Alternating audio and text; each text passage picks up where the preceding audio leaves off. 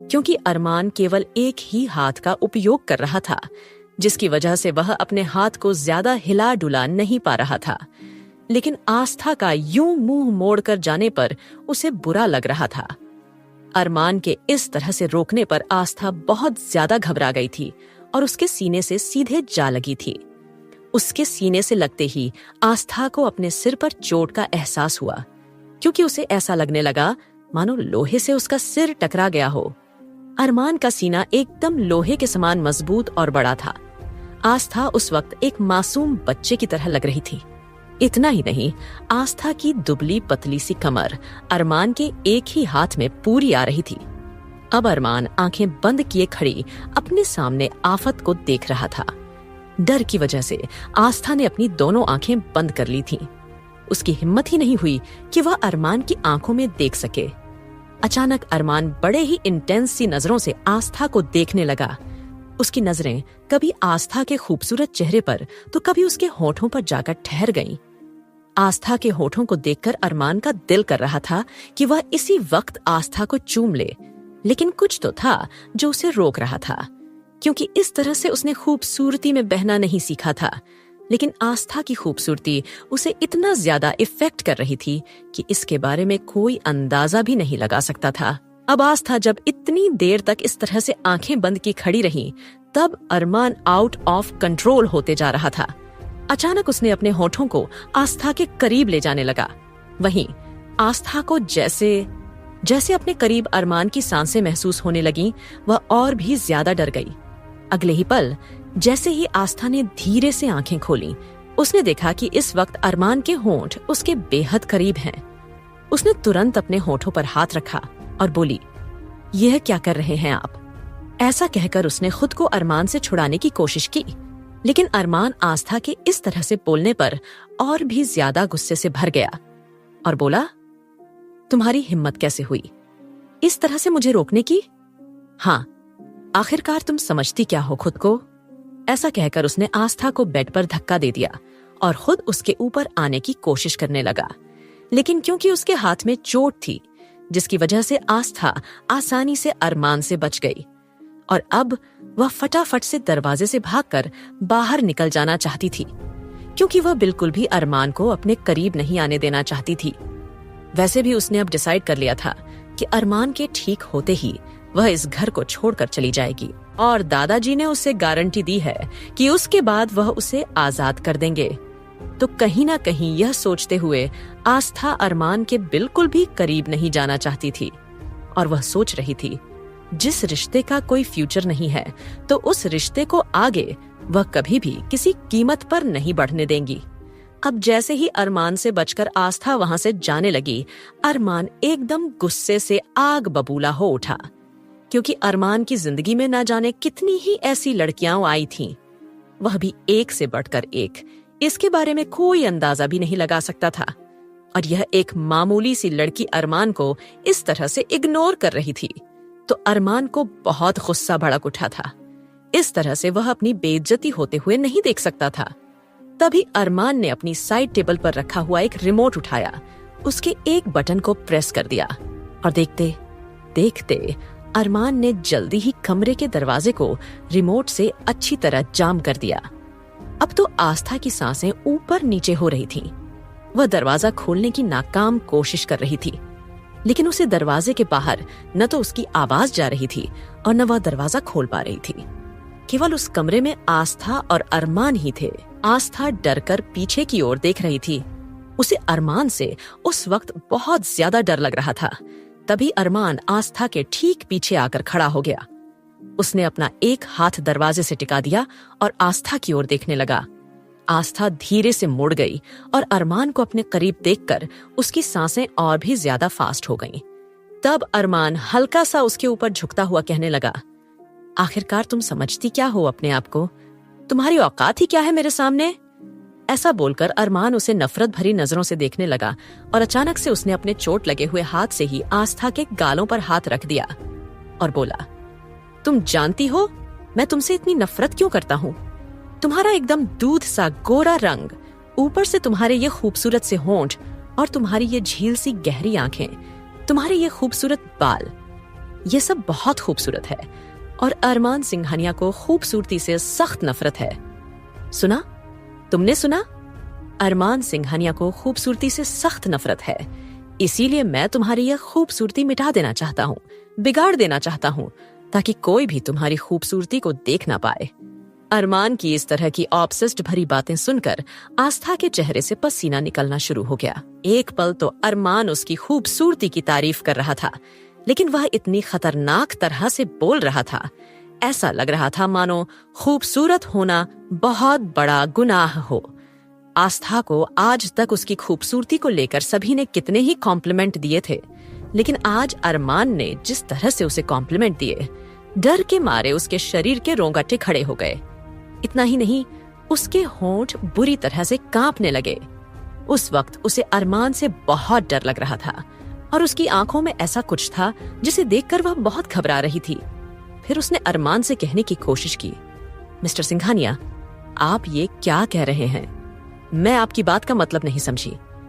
जैसे ही आस्था अटकते हुए यह कहा, अरमान ने तुरंत उसके खूबसूरत लंबे बालों को पकड़ लिया और उसका चेहरा अपने ओर करते हुए बोला, मैंने कहा, मुझे खूबसूरती से सख्त नफरत है और आज मैं तुम्हें थोड़ा सा बदसूरत बनाना चाहता हूं। ऐसा कहकर अचानक अरमान ने आस्था के फड़फड़ाते हुए होठों को अपनी गिरफ्त में ले लिया। वह उसे बुरी तरह से किस करने के साथ साथ बाइट भी करने लगा। आस्था तो इस सब के लिए रेडी नहीं थी। उस वक्त वह बहुत ही ज्यादा घबरा गई थी। उससे सांस तक नहीं लिया जा रहा था, लेकिन अरमान का इरादा तो कुछ और ही था और अरमान के बाजू में चोट लगी थी। उसके बावजूद उसने उसी हाथ से आस्था के बालों को कसकर पकड़ रखा था और उसके होठों को बेतहाशा चूमता ही जा रहा था। इतना ही नहीं, आस्था के होठों से खून तक निकलना शुरू हो गया था, लेकिन अरमान को उस वक्त और ज्यादा मजा आ रहा था। वह किसी भी कीमत पर आस्था को नहीं छोड़ने वाला था। वहीं आस्था की हालत बहुत ज्यादा खराब हो चुकी थी।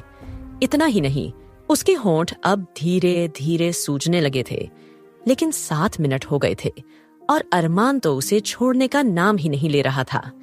आस्था की हालत अब धीरे धीरे बहुत ज्यादा बुरी होती जा रही थी, लेकिन अरमान को उस पर इतना सा भी तरस नहीं आ रहा था।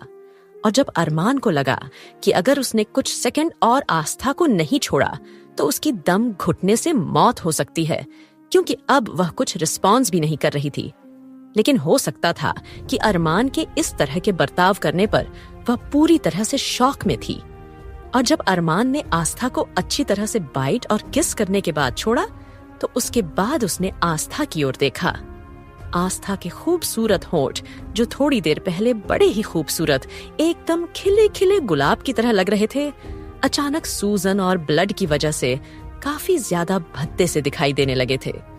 उसके होठों की खूबसूरती एक ही किस में अरमान सिंघानिया ने चुरा ली थी और आस्था उस वक्त बहुत दर्द में थी।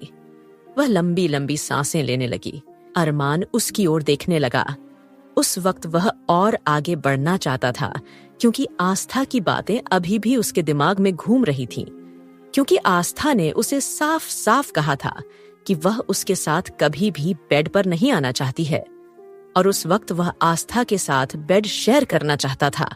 लेकिन जब आस्था उससे खुद डर गई तो वह बर्दाश्त नहीं कर पाया और उसने उसे बड़ी ही बुरी तरह से किस किया, जिसकी वजह से आस्था की आंखों से धार धार आंसू निकलना शुरू हो गए। और जल्दी ही उसने टेबल पर रखे हुए रिमोट को उठाया और उसका बटन दबा दिया। अरमान केवल उसे देखता रहा। उसने उसे रोकने की भी कोशिश नहीं की। जल्दी ही आस्था उसकी ओर नफरत से देखते हुए वहां से भागकर निकल चुकी थी। वहीं अरमान उसे जाते हुए देखकर तिरछा सा मुस्कुराया और अगले ही पल उसका चेहरा बड़ा ही सख्त और गंभीर हो गया और आस्था के साथ किस करने के चक्कर में एक बार फिर उसके हाथ से ब्लीडिंग होना शुरू हो गया। लेकिन इस बार अरमान सिंघानिया का चेहरा कुछ और ही कह रहा था। ऐसा लग रहा था मानो वह आस्था को किस करने के बाद बिल्कुल भी खुश नहीं हो। और अचानक वह अपने कमरे से निकलकर अपने जिम वाले रूम की ओर जाने लगा और वहां जाकर उसने जल्दी ही पंचिंग बैग पर जोरों से अपनी चोट लगे हाथ से ही मुक्के बरसाना शुरू कर दिया और बोल रहा था, नहीं, ऐसा नहीं हो सकता है। यह क्या कर बैठा हूं मैं? ऐसा कैसे? मैं उसे किस कर सकता हूं? उसकी खूबसूरती मुझे इफेक्ट नहीं कर सकती है, नहीं कर सकती है। कोई लड़की मुझे इफेक्ट नहीं कर सकती है। ऐसी पहली बार था जब अरमान ने किसी लड़की को किस किया था, वह भी आस्था को। तो यह बात वह हजम नहीं कर पा रहा था। उसकी नजर में उसने जो किया था बहुत गलत किया था, और उसे यह लग रहा था मानो आस्था उसे अपने जाल में फंसा रही है। तब अरमान सिंघानिया सोचने लगा, भले ही तुम्हें वीर रायचंद ने मेरी जिंदगी में भेजा हो, लेकिन मैं समझ चुका हूं कि यह दौलत, ऐश और आराम देखकर तुम्हारा इरादा बदल चुका है, और इसीलिए तुम जिंदगी भर मेरे साथ रहना चाहती हो। इसीलिए तुम मेरे करीब आने के लिए अपनी खूबसूरती का इस्तेमाल कर रही हो। लेकिन याद रखना हमेशा, अरमान सिंघानिया तुम्हारी यह माल, दौलत, सब चीजों को तुम्हारे लिए नर्क से भी ज्यादा बदतर बना देगा। ऐसा कहते हुए अरमान एक अलग ही दुनिया का प्राणी लग रहा था। वहीं आकाश, जो डॉक्टर रश्मि को समझाने के चक्कर में उस कमरे में चला गया था, वहीं डॉक्टर रश्मि ने रात में अरमान का ट्रीटमेंट किया था, और अगली सुबह भी वह जल्दी उठ गई थी क्योंकि उसे काफी थकावट हो रही थी। तो इसीलिए वह सीधा अपने कमरे में जाकर सो गई थी, क्योंकि डॉक्टर रश्मि का शेड्यूल ऐसा रहता था कि जब भी रात में या दिन में कोई भी इमरजेंसी केस आ जाता था, वह जाकर हॉस्पिटल में उस केस को हैंडल किया करती थी। इसी चक्कर में उसकी कभी भी नींद पूरी नहीं होती थी, तो जब भी उसे थोड़ा बहुत टाइम मिलता था वह सो जाया करती थी। और अब सबको नाश्ता वगैरह खिलाने के बाद एक बार फिर कमरे में आकर सो गई थी। अब जैसे ही डॉक्टर रश्मि को आकाश ने सोते हुए देखा, उसके माथे पर बल पड़ गए, और वह सोचने लगा, यह लड़की अभी थोड़ी देर पहले तो सोकर उठी थी, इतनी जल्दी क्यों सो गई है। एक पल को उसका दिल किया कि वह डॉक्टर रश्मि को उठा दे, लेकिन डॉक्टर उस वक्त सोते हुए बड़े ही प्यारी लग रही थी। तो आकाश ने अपना हाथ, जो वह उसे उठाने के लिए आगे बढ़ा रहा था, उसे वापस से खींच लिया और बोला, इसे अभी के लिए सोने देता हूं, इससे तो मैं बाद में बात करूंगा। यह सोचते हुए आकाश अब वहां से ऐसे ही जाने लगा। अचानक से डॉक्टर रश्मि के कुछ बड़बड़ाने की आवाज उसे सुनाई दी। डॉक्टर रश्मि नींद में ही बड़बड़ा रही थी, मैं उसे नहीं छोड़ूंगी। He is not loving me, he loves me not, but I love him. Why he not understand. बार बार रश्मि, जो उस वक्त आकाश का ही सपना देख रही थी, नींद में बड़बड़ा रही थी। जैसे ही आकाश ने रश्मि को इस तरह से नींद में बड़बड़ाते हुए देखा, तो उसने सोचा कि उसे एक बार चेक करना चाहिए कि आखिरकार यह लड़की नींद में क्या कह रही है। तो इसीलिए उसने अपने कान जल्दी ही रश्मि के होठों के पास ले जाने लगा। और अब तो आकाश की हैरानी का कोई ठिकाना नहीं था। वह पूरी तरह से फंस चुका था, क्योंकि रश्मि उस वक्त नींद में थी और उसने नींद में आकाश का हाथ पकड़ लिया था। तब रश्मि के ऐसा करने पर एक पल को तो उसका दिल किया कि अब भी इस वक्त साइड में रखा हुआ जग उठाए और उसके ऊपर डाल दे, लेकिन